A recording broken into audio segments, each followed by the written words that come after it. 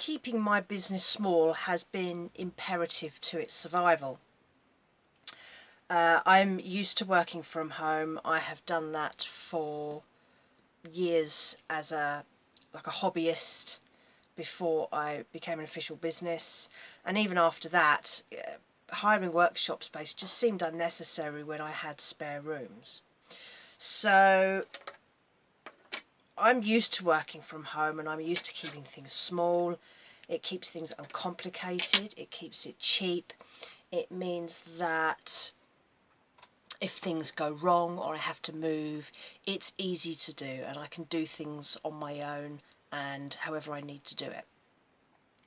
When I first moved up to the northwest, I did get a studio, but it was a really cheap studio. It was central Manchester, really cheap, lots of room. And what was great is that because at the time I was living in house shares and as a lodger, when I first moved up here, I found I was constantly moving because it's quite hard to find somewhere that works for you. But it meant that I wasn't moving very much because almost everything was in my studio. So that made things less complicated. Things are more difficult now because I work from home. So although the business has got smaller because when I was in my studio it was a much bigger space and had more things in it, it's smaller now, it's more compact. But I still have the heavy things which need to be dealt with. So I have a semi-industrial sewing machine. That's a problem because if I have to move, I'm going to have to hire movers because I can't lift that down a flight of stairs on my own or even into the back of a van, even if I was on the ground floor. But it does mean that the costs to run my business are very small. Now, I recently did an update about my business insurance, about getting those costs down, because I seem to be definitely paying unnecessarily. So that's really the last thing that was left that needed to be downgraded, so to speak. Because I work from home, I'm not paying any rent. The energy usage is very nominal, and it means that I can dip in and out of projects as I want. So as the nights draw out and as the daylight hours get longer, I get more creative. So I don't like working when it's dark. It's not my thing, like creative wise. But we're now at the point where it's still light at about 5:30, and I'm finding that I'm starting to work later in the evening, which is great because I'm getting more done, I'm feeling more productive, and that's really enjoyable for me and my creativity. So in the summer, when it's still warm and light at 9 o'clock, I can still be dipping in and out of my studio, tweaking projects, looking for fabrics, thinking of ideas, and I love that. I just work when I want to. I don't have set hours, particularly at that time of the year. In the winter I do.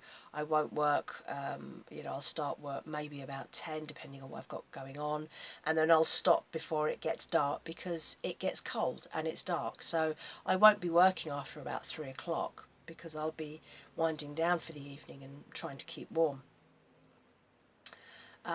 But in terms of, financial risks and things, working from home is also a huge advantage. During the pandemic, all my stuff was here.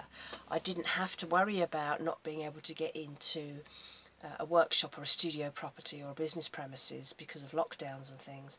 I kept on going, and I was able to do the famous pivot and look at different ways of working and do different things, and I was able to keep selling, and I did really well that year. In terms of economic crisis, costs of living and recessions, again, apart from paying out for website and paying out for business insurance, the only things that I have to pay out for my business is when I sell something. So there'll be postage costs, there will be website or Etsy fees, and that's it. So it's very, very small outlays to keep this business going. And I've never wanted it to be a big business. I've always wanted it to be earning an income officially and legally and recognised as a business, but I didn't want it to become something really big, because like many creatives, I create what I want when I want. I'm very impulsive. Creativity isn't based around income, about money ideas, it's based around your creativity. So I'm quite impulsive, so I didn't want my creativity to become a chore, because that would just make me switch off and then I'd go and do something else. So I have a lot of stock at the moment because I create what I want to create, and that's regardless of whether or not I'm selling things. So I have a very healthy stock at the moment, which means I can be as impulsive as I like, because I always have a good range available for purchase. And that also means that I can go off and do other things. So my business has downscaled this last year because of the cost of living crisis. I've seen sales go down, and as that has happened, I've focused my attention on other ways that I can make money, that all go into the same self-assessment pot, but mean that at the end of the day the income's still coming in, and that's what matters. I need to keep a roof over my head, food on the table, and the bills paid, and stay out of debt. That's really all that matters to me. And because I've taken that financial pressure off the business and found the other incomes in completely different areas, it means I get to still enjoy being creative because there's no pressure there. So that has been how my business is still running. My business still works in exactly the same way. Nothing has changed. It's just that the income's gone down. I was expecting it. It's no surprise. I don't expect this year to be any better. I've actually done slightly better than I thought I was going to, so that's been an uptick. And I had a second sale on Shopify. So I did a post about that first sale, which went horribly wrong because the post office let me down. And then just a few weeks later, I've had a second sale. So maybe now that I've had a sale, my website is starting to appear more. Maybe it's to do with algorithms. Maybe it's just to do with they can see there are sales. Maybe my website is trustworthy because people are very hesitant about buying from websites from companies they don't know, because what are the protections? When you buy through Etsy or eBay or a big brand, you know you're going to be covered by returns and all that sort of thing. Smaller businesses, people are a little bit more careful about, and I appreciate that. I do the same thing. So maybe that I now have had a sale, and now, which although it had a return, which I guess I shows that I am honest, I didn't try to screw the customer out of their return by any stretch of the imagination. I'd never do that. Now I've had a second sale, maybe this is the beginning of the uptick. And I've had my website now for 11 months and it never made a sale. And I have heard of websites taking longer than that, and I also admit that I have not been advertising it and marketing it as I should have done. I have lost some of my enthusiasm due to all the financial things that are going on at the moment. And as I said before, I've focused a lot more on quicker, easier, simpler income streams, which would guarantee me an income, rather than slogging my guts out on marketing and advertising my business, trying to make people buy things that they don't need in a cost of living crisis. And I don't enjoy marketing, I don't enjoy advertising, I don't enjoy social media. So that would very much have been a chore. And I know that I need to do that, and I need to work on that. And now that my income improved vastly last year, thanks to all my little new side hustles that I'm doing alongside the business, and this year the projections are looking even better. So it may be that I can relax a little and start to focus a little bit on that marketing and advertising that I need to do. But equally, they talk about a technical recession and cost of living. This year I expect to be as bad as last year got, and we probably won't see an uptick now until next year. So I'm happy just coasting along, as long as my business isn't losing money, and having paid up my website in one big chunk and got a discount for that, and by drastically dropping my business insurance, as I showed in my last post, that makes it even easier for me to remain in profit. My business will be in profit. It's as simple as that. Even if it makes no sales, even if it only makes a small number of sales, say a third of what it's making now, it will still be in profit because I've honed down those outgoings to such a degree.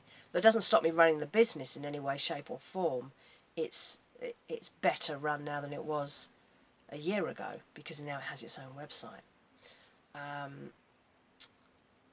So it's about being tactical, and although I am a creative, I enjoy doing the numbers. I love doing the finances. I love doing spreadsheets.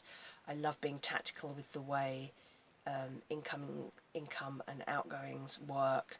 So I have that slightly business-minded mindset. I'm not just a creative person throwing money into a pot and hoping for the best. I look at my spreadsheets and I work out tactically how things should work and how they will work and where I can make cuts and etc. to keep things on top. So that's currently how things are working. I'm just carrying on making stuff as and when the mood takes me, but a lot of my work now is on other incomes. I do surveys and market research. I have a personal YouTube channel which is now monetized and is showing signs of doing pretty well, actually. I'm kind of excited for what's going to happen this year. I got monetized the middle of December last year, and I can see that income going up, and that's really exciting. I also have some passive income from small investments, things like that. So all in all, when it all goes into the same pot, I'm making more than I spend. That means I'm not in debt. It means I'm not stressing about money, and that means that I can enjoy what I do more. And if you are a small business, look at how you can tactically change things if you're worried about where the money's going, how the income's going. It does require a little bit of stepping back, and panicking about it won't help anything. So be mindful about how you do it.